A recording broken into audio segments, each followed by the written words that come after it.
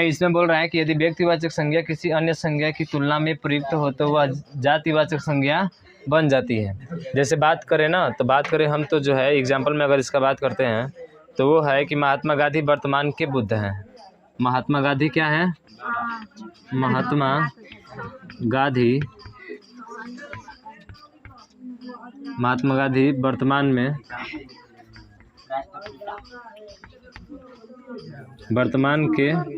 महात्मा गांधी वर्तमान के बुद्ध हैं। वर्तमान के क्या हैं? बुद्ध हैं।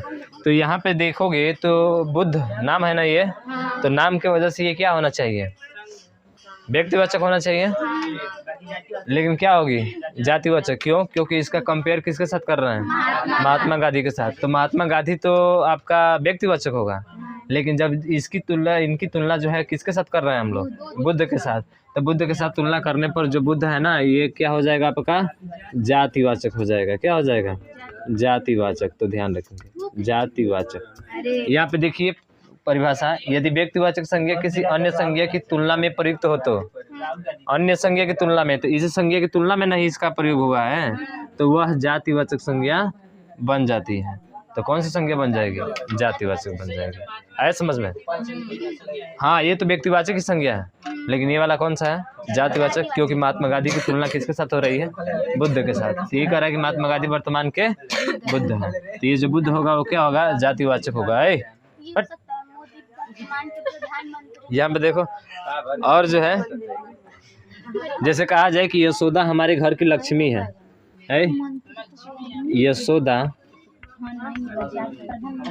यशोदा हमारे घर की क्या है? हमारे घर की लक्ष्मी है। लक्ष्मी है। तो यशोदा की कंपेयर किससे कर रहा है बताओ? लक्ष्मी से। इसका मतलब लक्ष्मी जो होगा वो क्या होगा? जातिवाचक संज्ञा होगी। ठीक है, ऐसा समझ में ना? हाँ, तो किसी की तुलना अगर करते हैं तो वहाँ पे जो नाम आता है वो व्यक्तिवाचक ना होकर क्या हो जाता है? जातिवाचक हो जाता है। हालांकि ये पौराणिक है ना आपका लक्ष्मी, तो व्यक्तिवाचक होनी चाहिए, लेकिन तुलना इसके साथ यशोदा के साथ हो जा रही है, इसके वजह से ये क्या हो जाता है? जातिवाचक हो जाता है। तो नोट करके लिख देंगे। हेडिंग है जातिवाचक संज्ञा का व्यक्तिवाचक संज्ञा में प्रयोग। अब जो जातिवाचक संज्ञा होगी ना, उस जातिवाचक संज्ञा को किस में हम लोग प्रयोग करेंगे? व्यक्तिवाचक संज्ञा में प्रयोग करेंगे। ठीक है, तो लिखेंगे इसमें, यदि जातिवाचक संज्ञा किसी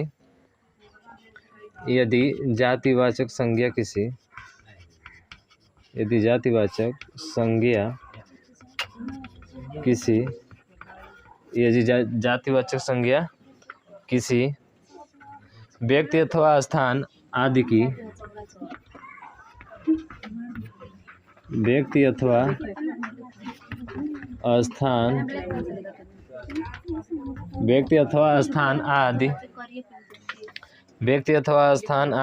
की पहचान बन जाए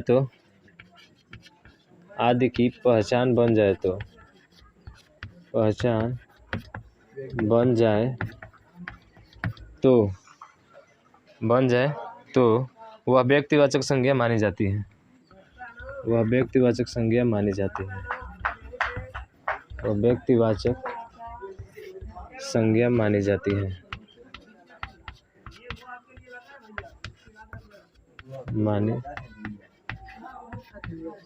जाती है। चलो इधर देखो, इसका एग्जाम्पल है, जैसे गांधी को पूरी दुनिया जानती है। ठीक है, एग्जाम्पल में लिखना, गांधी को पूरी दुनिया जानती है। गांधी को पूरी दुनिया जानती है। पूरी दुनिया जानती है। तो गांधी को जो है पूरी दुनिया जानती है, तो यहाँ पे गांधी जो होगा, यानी गांधी जी के बारे में कुछ कहा जा रहा है। ये कह रहे हैं कि जातिवाचक संज्ञा किसी व्यक्तिवाचक संज्ञा स्थान आदि का पहचान बन जाए तो वह व्यक्तिवाचक संज्ञा मानी जाती है। जैसे गांधी है, गांधी, ऐसे तो हम लोग किसी को भी गांधी बोल सकते हैं, वो जातिवाचक में ही होना चाहिए, लेकिन इनकी पहचान बन गई दुनिया में। देख रहे हैं ना, गांधी को पूरी दुनिया जानती है, यानी इनकी पहचान बन रही है, और इस पहचान की वजह से गांधी क्या हो गया आपका? व्यक्तिवाचक हो गया। क्या हो गया? हाँ, गांधी व्यक्तिवाचक नहीं है, महात्मा गांधी व्यक्तिवाचक है। गांधी तो बहुते हो सकते हैं, लेकिन महात्मा गांधी कोई नहीं हो सकता, समझ रहे हो ना। भारत में बहुत से गांधी है, समझ रहे हो ना। गांधी तो हर कोई हो सकता है, लेकिन महात्मा गांधी नहीं। तो इसलिए गांधी यहाँ पे आया है, जातिवाचक संज्ञा है, ठीक है। और इसका प्रयोग हम लोग जब पहचान इसका बन जाता है तो उसका जातिवाचक संज्ञा किस में हो जाती है? व्यक्तिवाचक संज्ञा में हो जाती है। तो बताओ ये किस में होगी? व्यक्तिवाचक संज्ञा में हो जाएगी। उसी तरह से एक और एग्जांपल है, मैं पुरी के दर्शन करके आया हूँ। पुरी माने भगवान जगन्नाथ। मैं पुरी के दर्शन करके आया हूँ। मैं पुरी के दर्शन करके आया हूँ।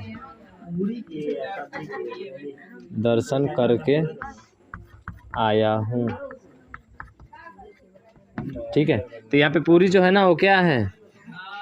भगवान जगन्नाथ के बारे में बात की जा रही है, ठीक है। हाँ, ध्यान रखना। तो पुरी के दर्शन करके आया हूँ, ठीक है। करके आया हूँ, ठीक है ना। तो ध्यान रखेंगे। हाँ, इसमें दूसरा नंबर लिखेंगे, हो गया। हाँ, पूरी यहाँ पे जो होगा व्यक्तिवाचक होगा। दूसरा नंबर लिखेंगे इसमें।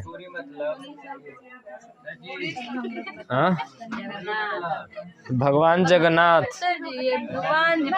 हाँ, वहाँ उनकी बात हो रही है यहाँ पे, इसीलिए ना पूरा दुनिया जानता है उनको। एक पहचान इनको बन रहा है ना उनका, इसीलिए जो है पूरी क्या होगा आपका? व्यक्तिवाचक हो जाएगा। अब लिखेंगे, यदि जातिवाचक संज्ञा बहुवचन में,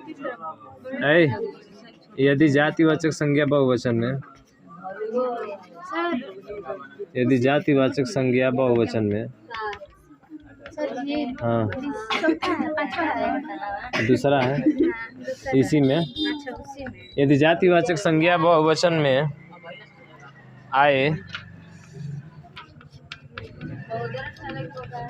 आए और कुछ, यदि जातिवाचक संज्ञा बहुवचन में आए और कुछ एक व्यक्तियों के समूह का बोध कराए, और कुछ या एक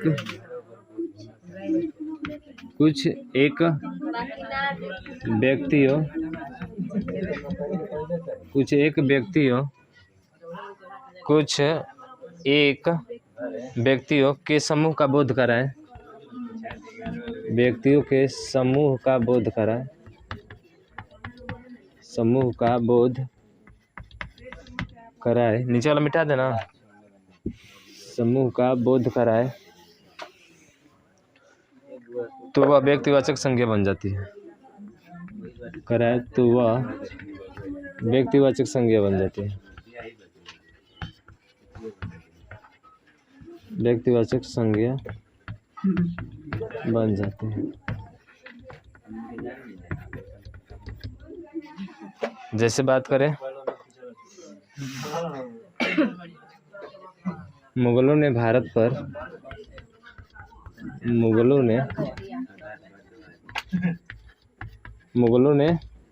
पर कई बार आक्रमण किया या कई वर्ष शासन किया, ऐसे लिख लो। और कई वर्ष शासन किया, कई वर्ष शासन किया, यानी मुगलों, यहाँ पे देखिए क्या आ रहा है, मुगलों आ रहा है ना यहाँ पे। तो मुगल अगर देखा जाए तो ये जातिवाचक संज्ञा है ना। मुगल मतलब पूरा जाति हो जाएगा ना, उसके समूह का पूरा बोध करा देगा वहाँ से। तो वही कह रहा है, तो यहाँ पे कह रहा है कि एक व्यक्तियों के समूह का बोध कराए, मतलब एक ही व्यक्ति के बारे में, ठीक है। तो यहाँ पे जो हो जाएगा मुगलों, ऐसे मुगल तो आपका जातिवाचक है, लेकिन मुगलों जैसे ही आ गया बहुवचन में आ गया, यानी जातिवाचक संज्ञा किसमें बदल गई? बहुवचन में। जब जातिवाचक संज्ञा बहुवचन में बदल जाती है तो वह कौन सा हो जाता है? व्यक्तिवाचक संज्ञा हो जाता है। तो ध्यान रखना, ये कौन सी संज्ञा है? व्यक्तिवाचक संज्ञा है।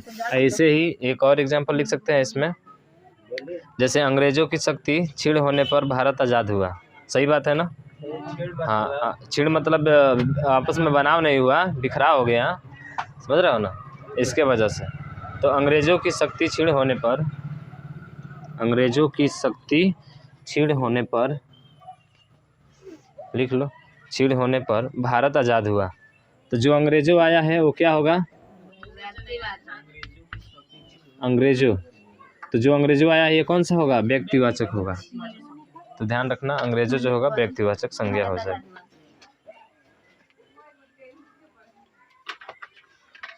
हो गया। इसमें बोला है कि भाववाचक संज्ञा का जातिवाचक संज्ञा में प्रयोग, यदि भाववाचक संज्ञा बहुवचन में आए। बहुवचन मतलब जैसे देखिए यहाँ पे दिया गया सपना, सपना क्या से क्या बन गया, सपनों, बहुवचन में आ गया ना। ठीक है, तो भाववाचक संज्ञा बहुवचन में आए तो वह जातिवाचक संज्ञा बन जाती है। कौन सी संज्ञा बनती है? जातिवाचक। हालांकि सपना जो है भाववाचक है, लेकिन जैसे इसका बहुवचन बना तो ये किस में आ गया? जातिवाचक में आ गया। किस में आ गया? जातिवाचक संज्ञा में आ गया। आया समझ में? उसी तरह से ऊंचाई है तो ऊंचाई से क्या बन गया? ऊंचाइयाँ, और ऊंचाइयाँ भी कौन सी संज्ञा है? जातिवाचक संज्ञा है। ठीक है, हालांकि ऊंचाई को आप नहीं छू सकते। ठीक है, उसी तरह से विद्यार्थी को अपने पहनावे पर क्या कर देना चाहिए? ध्यान देना चाहिए। ठीक है, और तो यहाँ पर भी ध्यान देना चाहिए। पहनावा क्या है बताओ? यहाँ पे तो भाववाचक है, लेकिन इसका बहुवचन बना तो क्या हो गया? जातिवाचक। तो ये आपका जातिवाचक हो जाएगा। बस इतना ही। ठीक है, ध्यान रहेगा ना? हाँ ठीक है। एक बार और बताइए। उसके बाद से कल हम भाववाचक, बोलो। भाववाचक तो ये है, हाँ, लेकिन जैसे इसका बहुवचन हुआ तो क्या हो गया? जातिवाचक हो गया। यहाँ पर भी लिखा गया डिफिनेशन, परिभाषा इसकी देख सकते हैं।